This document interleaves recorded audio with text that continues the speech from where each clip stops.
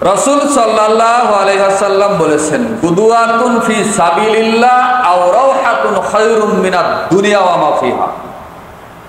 কোন মানুষ যখন আল্লাহর রাস্তায় একটা সকাল অথবা একটা বিকাল ব্যয় করে, রাসূল সাল্লাল্লাহু আলাইহি ওয়াসাল্লাম বলেছেন যে পুরো পৃথিবীতে যা মূল্যবান সম্পদ রয়েছে, যা বিক্রি করলে যা দাম হবে, মূল্য হবে, এই পুরো পৃথিবী, তার চাইতেও আল্লাহর কাছে আল্লাহর ওই বান্দা অনেক অনেক অনেক প্রিয়। কোন বান্দা? যে বান্দা আল্লাহর রাস্তায় একটা সকাল অথবা একটা বিকাল আল্লাহর ইবাদতের জন্য আল্লাহর রাস্তায় সময় ব্যয় করে। হাদিসটি পাবেন সহিহুল বুখারী 2792 নম্বর হাদিস। এই হাদিসটি মিশকাতুল মাসাবির 4th খণ্ডের মধ্যে পাবেন 3792 নম্বর হাদিস। তাহলে এই হাদিস দ্বারা স্পষ্ট প্রমাণিত হয় যে আল্লাহর রাস্তায় সময় ব্যয় করলে তার দাম আল্লাহর কাছে এই পৃথিবী বিক্রি করলে যা দাম হবে তার চাইতেও বেশি। সুবহানাল্লাহ বলার দরকার নেই, বাড়িতে গিয়ে বলেন, অথবা চায়ের স্টলে নির্বাচনের ভোট করবেন, নির্বাচন করবেন, বিড়ি সিগারেট খাবেন, এই দলের, আপনি যেই দল করেন ওই দলের প্রশংসা করবেন, আরেক দল যেটা করেন না তার বদনাম করবেন, ওখানে সুবহানাল্লাহ বলেন, নাউজুবিল্লাহ বলেন, আলহামদুলিল্লাহ বলেন, এখানে বলার দরকার নেই। আবু হুরায়রা রাদিয়াল্লাহু তাআলা আনহু হতে বর্ণিত, তিনি বলেন রাসূল সাল্লাল্লাহু আলাইহি সাল্লাম বলেছেন হাদিসে কুদসি, ইন্নাল্লাহ তাআলা ইয়াকুল, নিশ্চয় আল্লাহ রাব্বুল আলামিন ডেকে বলেন, ইয়াবনা আদম, হে আদম সন্তান, তাফাররাগলি ইবাদাত, তোমরা আমার রাস্তায় ইবাদতের জন্য একটু সময় ব্যয় করো। যদি করতে পারো আমি আল্লাহ তোমাদেরকে 2টো পুরস্কার দিব। খুব খেয়াল করবেন। বলেন তো কয়টা পুরস্কার? 2টা পুরস্কার। এক, আমলা সদরাকা গিনা, আমি আল্লাহ তোমাদের অন্তরকে ঐশ্বর্য মণ্ডিত দ্বারা পরিপূর্ণ করে দেব। ওয়াফি রিওয়ায়াতিন, অপর আরেকটা বর্ণনায় আছে, আমলা ইয়াদাকা গিনান, আল্লাহ নিজেই ডেকে বলছেন যে আমার রাস্তায় যদি তোমরা সময় ব্যয় করতে পারো তাহলে আমি তোমার 2 হাতকে অর্থ সম্পদ, টাকা পয়সা দ্বারা পরিপূর্ণ করে দেব। 2, ওয়া আসুদ্দা ফাকরা, আর আমি আল্লাহ তোমার কোনো ঋণ রাখবো না, তোমার কোনো অভাব রাখবো না। তোমার অভাব, তোমার ঋণ, তোমার অন্তরের পেরেশানি আমি আল্লাহ চিরতরে দূর করে দেব। ওয়াইল্লাম তাফাল, আর যদি আমার রাস্তায় সময় ব্যয় না করো তাহলে আমি আল্লাহ পাল্টা তোমাদেরকে 2টো তিরস্কার করব, অপমানজনক, লাঞ্ছনাদায়ক, যন্ত্রণাদায়ক 2টো শাস্তি তোমাদের উপরে আমি আল্লাহ চাপিয়ে দিব। এক, মালা তুইয়া ডাকা শুগলা, আমি আল্লাহ তোমাদের 2 হাতকে, তোমার অন্তরকে, তোমার 3.5 হাত বডিটাকে ব্যস্ততা দিয়ে একেবারে পরিপূর্ণ করে দেব। নাউজুবিল্লাহ। 2, ওয়ালাম আসুদ্দা ফাকরা, আর আমি আল্লাহ তোমার কোনো অভাব, তোমার ঋণ, তোমার অন্তরের পেরেশানি আমি আল্লাহ দূর করব না, বরং আমি আল্লাহ আরো বাড়িয়ে দিব। নাউজুবিল্লাহ। এই হাদিসটি পাবেন সুনান তিরমিজির মধ্যে পাবেন 2466 নম্বর হাদিস। এই হাদিসটি সুনান ইবনে মাজার মধ্যে পাবেন 4107 নম্বর হাদিস। তো এগুলো হাদিস দ্বারা বোঝা যায়, হাদিসে কুদসি বা ডাইরেক্ট রাসূল সাল্লাল্লাহু আলাইহি সাল্লামের মুখ মিশ্রিত বাণী দ্বারা বোঝা যায় যে আল্লাহর রাস্তায়, এই ফ্যানটা বন্ধ করেন তো, এটা আল্লাহর রাস্তায় যারা সময় ব্যয় করে তাদের এই রকম মর্যাদা রয়েছে। আরেকটি, সাহল ইবনু হানজালা রাদিয়াল্লাহু তাআলা আনহু হতে বর্ণিত, তিনি বলেন রাসূল সাল্লাল্লাহু আলাইহি ওয়াসাল্লাম বলেছেন, মা গালাসা কওমুন, এটাও হাদিসে কুদসি। আল্লাহ সুবহানাহু ওয়া তাআলা বলেন, মা গালাসা কওমুন ইয়াযকুরুন আল্লাহ, কোন একটা এলাকার মানুষ এক জায়গায় বসে যখন কোরআন সুন্নাহর কথা আলোচনা করে, পর্যালোচনা করে, ইল্লা নাদাহুম ইউনাদিম মুনাদিম মিনাস সামা, এই দৃশ্যটা মহান আল্লাহ আসমান থেকে দেখেন। দেখার পরে আলোচনা যখন শেষ হয়ে যায়, উঠার আগেই বৈঠক ভঙ্গের দোয়া পড়ে যারা চলে যায়, ওই সময় আল্লাহ সুবহানাহু ওয়া তাআলা তাদেরকে ডেকে বলেন, কুমু মাগফুর আল্লাকুম, হে আমার বান্দারা, শুরু থেকে শেষ পর্যন্ত তোমরা আমার ইসলামের কথা, আমার কোরআন সুন্নাহর কথা তোমরা মনোযোগ দিয়ে শুনেছিলে, এবার তোমরা বাড়িতে চলে যাও, আমি আল্লাহ তোমাদেরকে ক্ষমা করে দিয়েছি। শুধু তাই নয়, আমি তোমাদের ক্ষমাই করিনি, বরং আরেকটা সুসংবাদ নিয়ে যাও, ওয়া বুদ্দিলাত সাইয়্যাতিকুম হাসানাত, আমি আল্লাহ এই মুহূর্তে তোমার আমলনামায় যত পাপ ছিল সমস্ত পাপকে আমি আল্লাহ নেকি দ্বারা পরিবর্তন করে দিয়েছি। তাহলে দ্বীনি মাজলিসে উপস্থিত হলে দুটি কাজ হয়, এক, আল্লাহ তাকে ক্ষমা করে দেন, দুই, আল্লাহ তার যত আমলনামায় পাপ আমল ছিল সমস্ত পাপটাকে নেকি বানিয়ে দেন। এটা দ্বীনি মাজলিসের ফজিলত, এরকম মাজলিসে উপস্থিত হওয়ার ফজিলত, আলোচনা শোনার ফজিলত। এই হাদিসটি পাবেন তাবারানী আওসাত এই কিতাবের মধ্যে 1556 নম্বর হাদিস। এই হাদিসটি তাবারানী মুজামুল কাবির এই কিতাবের মধ্যে পাবেন 639 নম্বর হাদিস, 641 নম্বর হাদিস। আমলে সালেহ এই কিতাবের মধ্যে পাবেন 840 নম্বর হাদিস। আরেকটা, কাসির বিন কায়েস রাহিমাহুল্লাহ, তিনি একটা হাদিস, একজন তাবেঈ বিদ্যা, তিনি একটা হাদিস বর্ণনা করছেন যে আবু দারদা রাদিয়াল্লাহু তাআলা আনহুর কাছে একজন লোক সিরিয়ার রাজধানী দামেস্কের মসজিদে আবু দারদা রাদিয়াল্লাহু তাআলা আনহুর কাছে উপস্থিত হলেন। হওয়ার পরে বললেন যে, হে আল্লাহ রাসূল সাহাবী আবু দারদা, আমি আল্লাহ রাসূলের শহর মদিনা, আমরা তো তখন ইহুদি খ্রিস্টানদের দালাল, আমরা কাফের, আমরা সৌদির রেয়ালখোর, আমরা সৌদি আরবের দালাল, তাই না?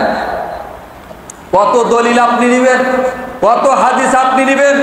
দলিল দিয়ে আপনাকে দাফন করে দিতে পারি, দলিল দিয়ে আপনাকে কবর দিতে পারি। আরে যেই নবীর তরিকায় সালাত আদায় না করলে আল্লাহ সালাতই কবুল করবেন না, কত জায়গায় হাদিস বর্ণিত হয়েছে। আর আপনি আপনার বড় পীরের দোহাই দেন, তাই না? আপনার বড় হুজুরের দোহাই দিয়ে আপনি সালাত আদায় করেন, আপনার গ্রামের অধিকাংশ মানুষের দোহাই দিয়ে আপনি সালাত আদায় করেন, আপনি আপনার মাযহাবের দোহাই দিয়ে আপনি সালাত আদায় করেন। হাত বাঁধলেই কি, না বাঁধলেই কি, সূরা ফাতিহা পড়লেই কি, না পড়লেই কি, সম্মিলিত মুনাজাত করলেই কি, না করলেই কি, আমিন জুড়ে বললেই কি, না বললেই কি, ঈদের তাকবীর 12টা দিলেই কি, আর 6 তাকবীর দিলেই কি, সূরা ফাতিহা পড়লেই কি, আর না পড়লেই কি, জানাজার সালাতে সূরা ফাতিহা পড়লেই কি, আর না পড়লেই কি। এগুলা তো যুক্তি সমাজের মানুষের, তাই না? হ্যাঁ, এই যুক্তি আল্লাহর নবীকে দিয়েন, এই যুক্তি আল্লাহকে দিয়েন কাল কিয়ামতের মাঠে যখন আল্লাহ আপনাকে ধরবেন।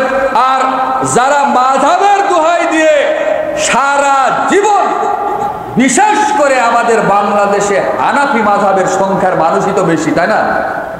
হ্যাঁ, প্রায় 10 আনা 12 আনা মানুষ হানাফি মাযহাবের।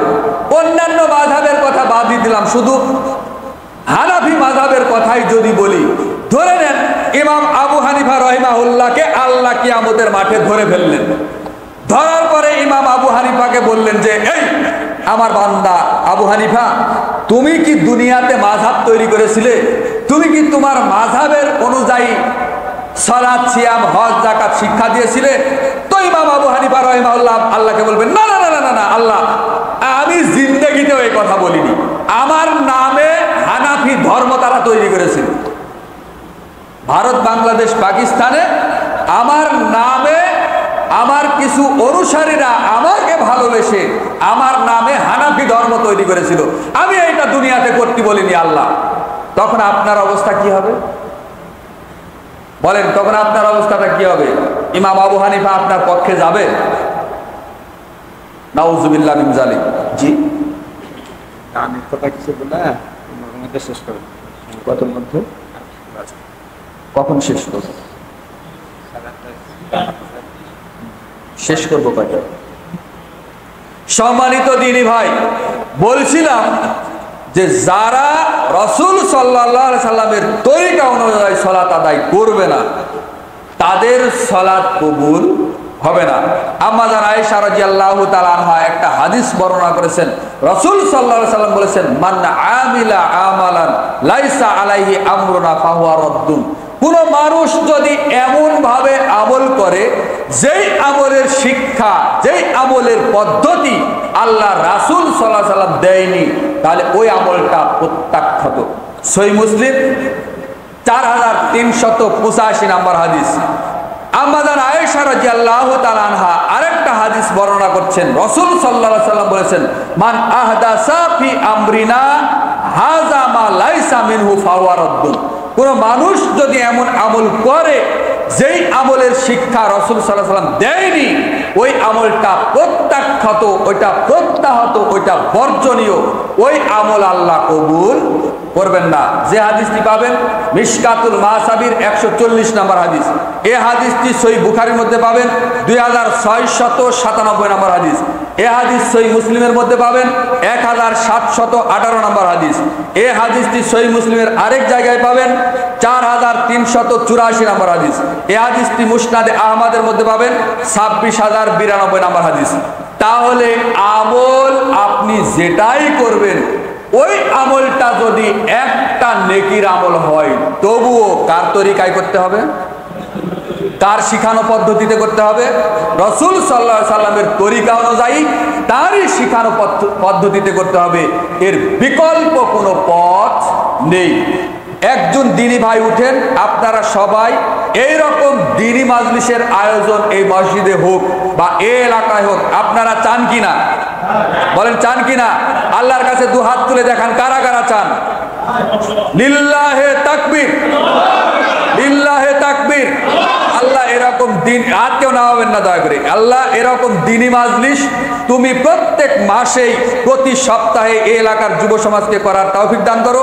তোমার দিনকে উজ্জীবিত করার চেষ্টা এবং তৌফিক এদেরকে দান করো। আমরা সবাই বলি আমিন ইয়া রাব্বাল আলামিন। দয়া করে হাত নামাবেন না, হাত জাগিয়ে থাকেন, ডান হাতটা নামান, ডান হাত নিজের পকেটে ঢুকান, অন্য কারো পকেটে ঢুকাবেন না। 10 টাকা, 20 টাকা, 50 টাকা, 100 টাকা, 500 টাকা, যে যা পারেন দ্বীনি মাজলিসের স্বার্থে দান করবেন। এই কেউ একজন ঢুকে চিল্লাচিল্লি করবেন না, দয়া করে বৈঠকি দান আপনারা দেন, আল্লাহর সন্তুষ্টির জন্য দিবেন ইনশাল্লাহ। যে 5 টাকা নিয়ে এসেছেন চা খাওয়ার জন্য, ওটাই দিবেন। একটু দেখেন, যদি ইবাদত করার পরে এই অবস্থা হয়, হাত নামান, তাহলে যারা নামাজ পড়ে না এদেরকে আমি কয়েকটা ফতোয়া, আল্লাহ রাসূলের ফতোয়া, সাহাবীর ফতোয়া এবং তাবেঈর ফতোয়া, আমার ব্যক্তিগত কোনো কথা বলবো না ইনশাআল্লাহ।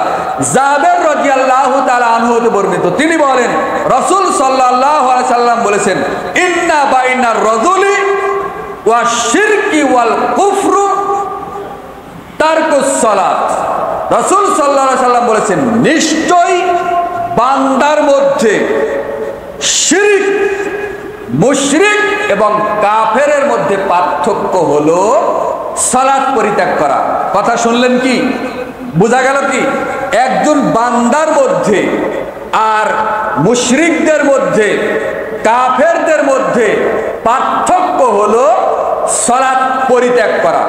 যে ব্যক্তি সালাত আদায় করে এ আল্লাহর বান্দা, আর যে ব্যক্তি সালাত পরিত্যাগ করে এ হলো মুশরিক, এ হলো শিরককারী, এ হলো কাফের। থেকে এসেছি প্রায় 2100 কিলোমিটার রাস্তা অতিক্রম করে আমি তোমার কাছে এসেছি একটা মাত্র হাদিস জানার জন্য। বলেন তো কয়টা? একটা হাদিসের এলেম অর্জন করার জন্য গেছে আল্লাহ রাসূলের শহর মদিনা থেকে সেই সিরিয়ার রাজধানী দামেস্কের মসজিদে আল্লাহ রাসূলের সাহাবী বসে আছে আবু দারদা রাদিয়াল্লাহু তাআলা। রাস্তার দূরত্ব প্রায় 2100 কিলোমিটার, খুব খেয়াল রাখবেন। আর হাদিস শিখবে কয়টা? একটা। বলছে, হে আবু দারদা, আপনি আমাকে আল্লাহ রাসূলের একটা হাদিস শিক্ষা দিন। আবু দারদা রাদিয়াল্লাহু তাআলা আনহু বললেন, হে আল্লাহর বান্দা শুনো, রাসূল সাল্লাল্লাহু আলাইহি ওয়াসাল্লাম বলেছেন, মান সালাকা তরিকান ইয়ালতামিসু ফিহি ইলমান সাহালাল্লাহু তরিকান মিন তুরুকিল ইলাল জান্নাহ। যে ব্যক্তি আল্লাহর রাস্তায় জ্ঞান অর্জনের জন্য, কুরআন সুন্নাহর ইলম অর্জন করার জন্য আল্লাহর রাস্তায় যারা পথ চলে, আল্লাহ সুবহানাহু ওয়া তাআলা তাদেরকে জান্নাতে যাওয়ার পথটাকে সহজ করে দেন। সুবহানাল্লাহ। এই হাদিসটি পাবেন মিশকাতুল মাসাবির 204 নম্বর হাদিস, 212 নম্বর হাদিস। এই হাদিসটি সহিহ মুসলিমের মধ্যে পাবেন 2699 নম্বর হাদিস। এই হাদিসটি সুনান আবু দাউদের মধ্যে পাবেন 3641 নম্বর হাদিস।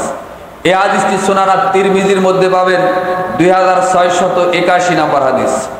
এই হাদিসটি সহিহ তারগিব ওয়া তারহিব এই গ্রন্থের মধ্যে পাবেন 70 নম্বর হাদিস।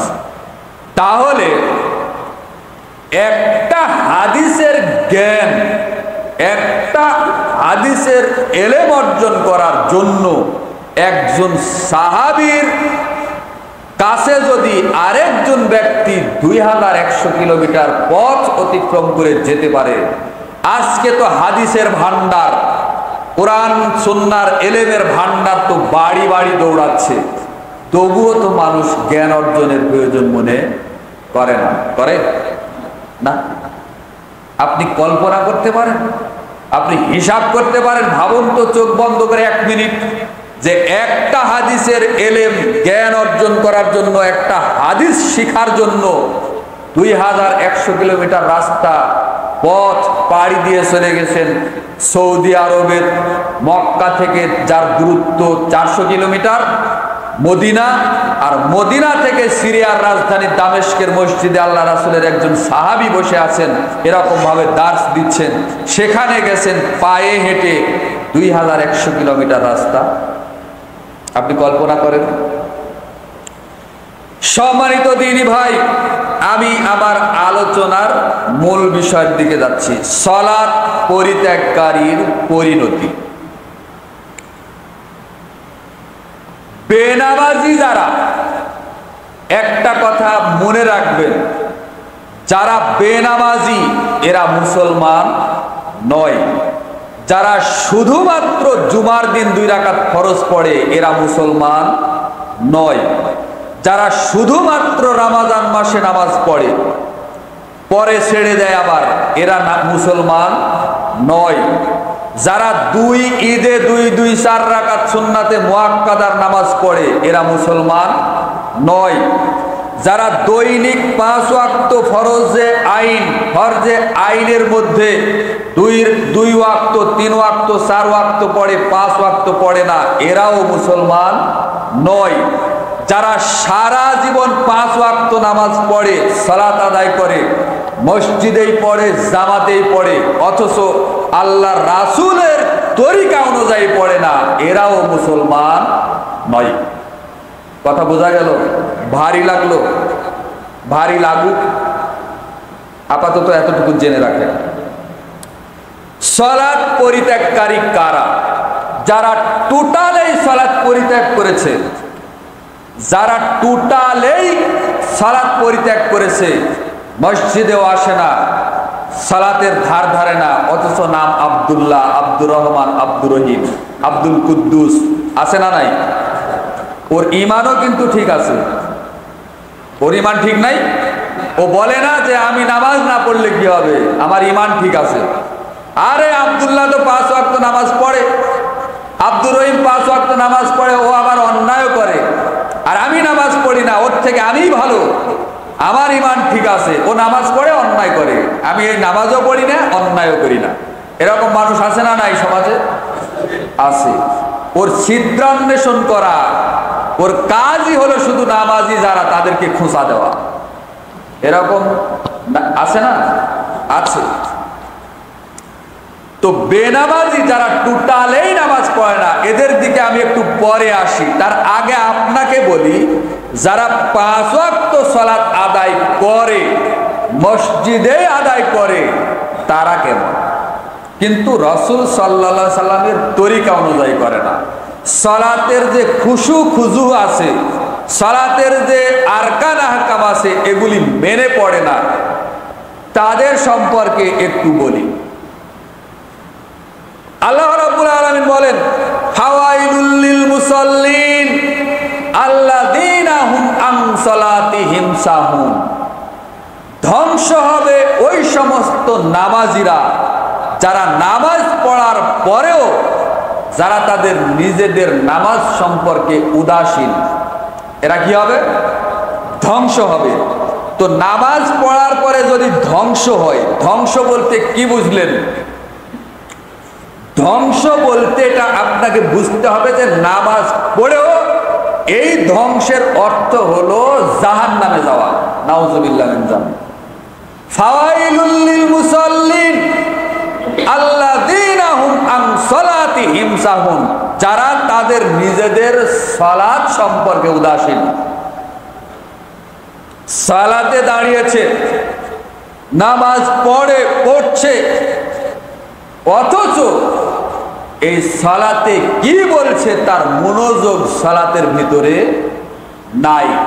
কি পড়ছে কি বলছে ও নিজেও জানে না, শুধু এই দিক ওই দিক তাকায় নামাজে দাঁড়িয়ে, এই রকম করে কি কি যেন দেখে, কি ভাবে।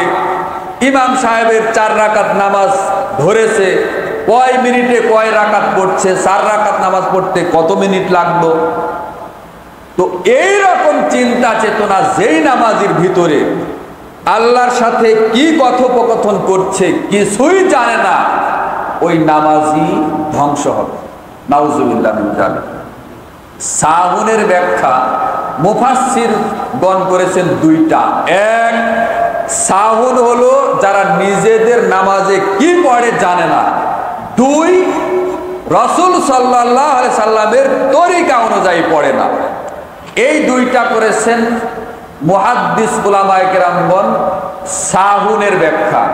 আর সেই জামানায় রাসূল সাল্লাল্লাহু আলাইহি সাল্লামের সাহাবীরা এই ফাওয়াইলুল লিল মুসাল্লিন এই আয়াতের অনুবাদ তারা করতেন ফাওয়াইলুল লিল মুনাফিকিন। অর্থাৎ এই যে নামাজ পড়ছে, এই নামাজ পড়ার পরেও এরা হলেন মুনাফিক। বলেন নাউজুবিল্লাহ। নামাজ পড়েও এরা মুনাফিকি করে। কেন? মুনাফিক যদি হয় নামাজীদের মধ্যে, তো মুনাফিকিরা কোথায় যাবে? জান্নাতে যাবে না জাহান্নামে যাবে? কোথায় যাবে? জাহান্নামে যাবে। কাফের মারা গেলে জাহান্নামে যাবে, ইহুদি খ্রিস্টান মারা গেলে জাহান্নামে যাবে, হিন্দু যদি ওই ধর্মের অনুসারী হয়েই মারা যায় তো জাহান্নামে যাবে। এরা ডাইরেক্ট জাহান্নামে যাবে। কিন্তু জাহান্নামের তলদেশে যাবে, জাহান্নামের নিম্ন স্তরে যাবে। ওয়াইল নামক জাহান্নামে ইহুদি খ্রিস্টান যাবে, কাফের যাবে, হিন্দু যাবে। এ কথা আল্লাহ বা আল্লাহ রাসূল বলেননি। কারা যাবে? মুনাফিকরা যাবে। তো এই মুনাফিক আবার ইসলাম ধর্মের অনুসারী। মুসলিমদের মধ্যেই যে মুনাফিক রয়েছে, এই সমস্ত মুনাফিকরা একেবারে জাহান্নামের তলদেশে নিক্ষিপ্ত হবে, একেবারে ওয়াইল নামক জাহান্নামের তলদেশে নিক্ষিপ্ত হবে। নাউজুবিল্লাহ মিন যালিক। সূরা আন-নিসা 145 নম্বর আয়াত খুলে দেখুন। আল্লাহ রাব্বুল আলামিন বলেছেন, ইন্নাল মুনাফিকিনা ফিদ-দারকিল আসফালি মিনান নার। নিশ্চয়ই মুনাফিকরা নিক্ষিপ্ত হবে জাহান্নামের একেবারে তলদেশে। নাউজুবিল্লাহ মিন যালিক। তাহলে এই ওয়াইল নামক জাহান্নামে কারা যাবে? মুনাফিক। কোন মুনাফিক? যারা নিজেদের নামাজে অমনোযোগী। আমি ব্যাখ্যা সহ অনুবাদ একবারে বলছি। আমি যে কথাগুলো বলছি এর মধ্যে সরিষার দানা ঢুকাবে এমন কোন মুহাদ্দিসের জন্ম হয়নি ইনশাআল্লাহ। আমি আবার ইবনে বাজ রহিমাহুল্লাহর ফতোয়াতে একমত, শায়েখ আল উসাইমিন রহিমাহুল্লাহ তার ফতোয়াতে একমত, আপনার ইমাম আহমদ ইবনে হাম্বল যিনি ছিলেন 10 লক্ষ হাদিসের হাফেজ, তার ফতোয়াতে একমত। আমি বর্তমানে একজন মুজাদ্দিদ যিনি বেঁচে আছেন, সালেহ আল ফাউজান, তার ফতোয়াতে একমত। কোরআন সুন্নাহর আলোকে তারা যে মাসলা মাসাইল দিয়েছেন, আমি চূড়ান্ত তদন্ত করে তারপরে বক্তব্য দিচ্ছি, এমনি মুখস্থ বক্তব্য নয়। সম্মানিত দিনী ভাই, বলছিলাম যে এই রকম ওয়াইল নামক জাহান্নামে তারাই যাবে যারা নামাজ আদায় করে কিন্তু মুনাফিকের মতোই করে সালাত আদায় করে।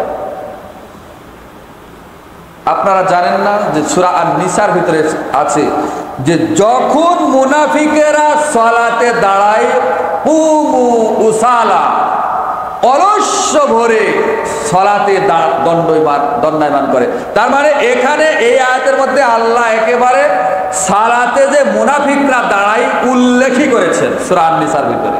নাউযুবিল্লাহি মিন যালিক। আল্লাহ আমাদের এ ধরনের মুনাফিকি হতে নাজাত দান করুন, আমরা বলি আমিন ইয়া রাব্বাল আলামিন। তাহলে এই সালাতটাকে অবশ্যই আপনাকে আদায় করতে হবে।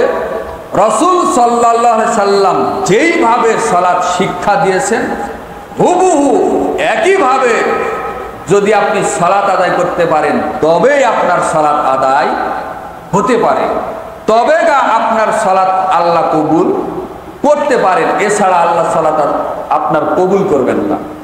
দেখেন আল্লাহ রাব্বুল আলামিন অন্যত্র বলেন ফা খলাফা মিন বাদিহিম খলফুন আযাউস সালাত, এর পরে আসলো অকৃতজ্ঞ জাতি, অজ্ঞ জাতি। আযাউস সালাত, যারা সালাত আদায় করে অথচ তাদের সালাতকে নষ্ট করে। সালাত কারা নষ্ট করে? যারা সালাত নষ্ট করে, নাকি যারা আদৌ মসজিদে আসে না, সালাত আদায় করেই না, তারা নষ্ট করে? যারা সালাত আদায় করে তারাই মূলত সালাত আবার নিজেদের সালাত নষ্ট করে। খাবার কারা নষ্ট করে? যারা খাবার খায় তারাই তো খাবার নষ্ট করে, নাকি? যারা খাবার খাই না, পাই না, খাচ্ছে না, তারা কি খাবার নষ্ট করে? তো সূরা মারিয়াম 19 নাম্বার সূরার 59 নাম্বার আয়াত খুলে দেখুন। আল্লাহ রাব্বুল আলামিন বলছেন ফা খলাফা মিন বাদিহিম খলফুন, এর পরে আসলো অজ্ঞ জাতি, অকৃতজ্ঞ জাতি। যারা সালাত আদায় করে আযাউস সালাত, তারা আবার তাদের সালাতকে নষ্ট করে।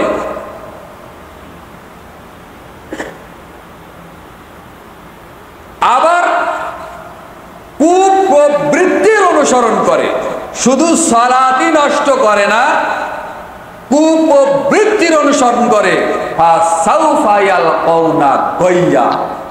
এই ব্যক্তি, এই অকৃতজ্ঞ জাতি, এই যে সালাত নষ্ট করলো, এর নিক্ষিপ্ত হবে গয়া নামক জাহান্নামের ভিতরে নিক্ষিপ্ত হবে। বলেন নাউজুবিল্লাহ। তাহলে এই আয়াতের মধ্যে আল্লাহ রাব্বুল আলামিন বললেন যে এমন একটা অজ্ঞ জাতি আছে যারা সালাত আদায় করে, তাদের সালাত আবার নষ্ট করে, কুপ্রবৃত্তির অনুসরণ করে সালাত আদায় করে। এরা জাহান্নামের গভীরে, জাহান্নামের একেবারে নিম্ন স্তরে একটা দ্বীপ, একটা উপত্যকা রয়েছে। আব্দুল্লাহ ইবনে মাসউদ রাদিয়াল্লাহু তাআলা আনহু এই গয়া নামক জায়গার স্থানের একটা ব্যাখ্যা করতে গিয়ে তিনি বলেছেন যে গয়া জায়গাটা এমন একটা জাহান্নাম, গভীর অন্ধকার, কঠিন শাস্তির জায়গা জাহান্নাম। এই জাহান্নামের একেবারে নিম্ন দেশে, তলদেশে রয়েছে এক দ্বীপ, একটা কোণার মধ্যে অন্ধকারাচ্ছন্ন কঠিন শাস্তির জায়গা, যার নাম হলো গয়া। ওই জায়গাতে নিক্ষিপ্ত হবে কারা? যারা নিজেরা সালাত আদায় করে এবং নিজেদের সালাত নষ্ট করে, তারা ওই গয়া নামক জাহান্নামের ভিতরে যে স্থানটা রয়েছে, একটা দ্বীপ, একটা উপত্যকা, সেখানে নিক্ষিপ্ত হবে। জেলের মধ্যে জেল, তার নাম সেল। জেলের ভিতরে আবার কন্ডম সেল আছে না? জেলখানা তো জেলখানা, একে তো শাস্তির জায়গা, ওর ভিতরে পৃথক আরেকটা জেলখানা আছে। জেলের ভিতরে জেল, আরেকটা জেল, তার নাম সেল। শাস্তির উপরে আরো কঠিন শাস্তি, দুনিয়াতেই সেই ব্যবস্থা আছে। তো আল্লাহ সুবহানাহু ওয়া তাআলা এক শ্রেণীর নামাজিকে, যারা নামাজ পড়ে সারা জীবন, ওদেরকে এমন একটা জাহান্নামে নিক্ষেপ করবেন যেখানে শাস্তি তো হচ্ছে, কঠিন শাস্তির জন্য আরো ওই গয়া নামক জায়গাতে নিক্ষিপ্ত করবেন। বলুন নাউজুবিল্লাহ। আব্দুল্লাহ ইবনে মাসউদ রাদিয়াল্লাহু তাআলা আনহু বলছেন যে এই গয়া নামক জাহান্নামের ওই স্থানটা, ওই একই জাহান্নামের আরেকটা এলাকা আছে, বিশাল এলাকা। ওই এলাকার আগুন, ওই এলাকার যত শাস্তির জায়গা রয়েছে জাহান্নামের ভিতরে, এই এলাকাটা ওই গয়া নামক জাহান্নামের ওই শাস্তির জায়গা থেকে আল্লাহর কাছে আবার ফরিয়াদ করে। আল্লাহকে বলে, আল্লাহ তুমি আমাকে যেভাবে সৃষ্টি করেছো মানুষকে শাস্তি দেওয়ার জন্য, তোমার পাপিষ্ঠ জিন এবং মানুষকে শাস্তি দেওয়ার জন্য, আল্লাহ দয়া করে আমাকে ওই গয়া নামক স্থানের সাথে মিলিত করো না।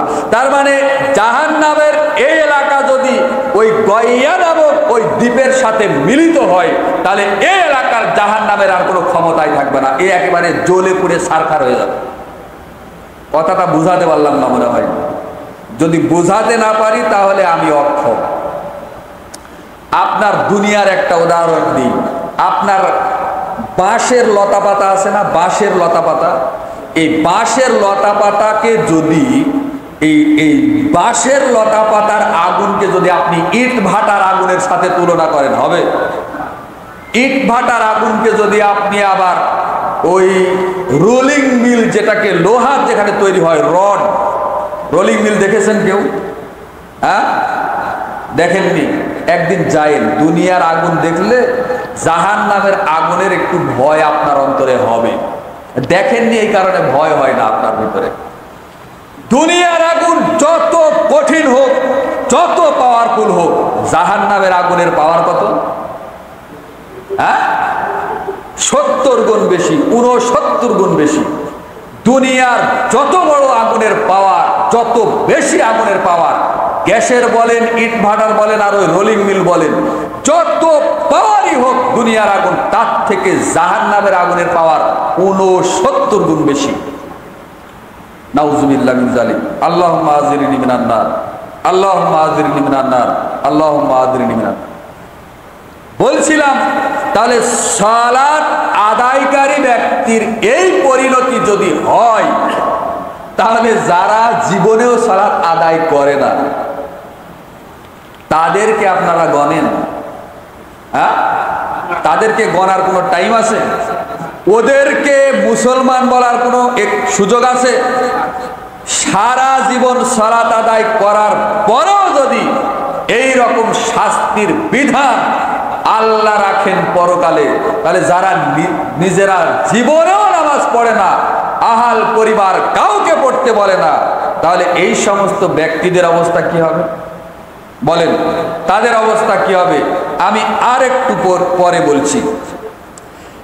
একজন ব্যক্তি রাসূল সাল্লাল্লাহু আলাইহি সাল্লামের কাছে মসজিদে নববীতে আসলো। রাসূল সাল্লাল্লাহু আলাইহি সাল্লাম মসজিদে নববীতে সালাত আদায় করে এক কোনায় বসে আছেন। আরেকজন ব্যক্তি গেট দিয়ে মসজিদে ঢুকে তার জায়গাতে সালাত আদায় করলো।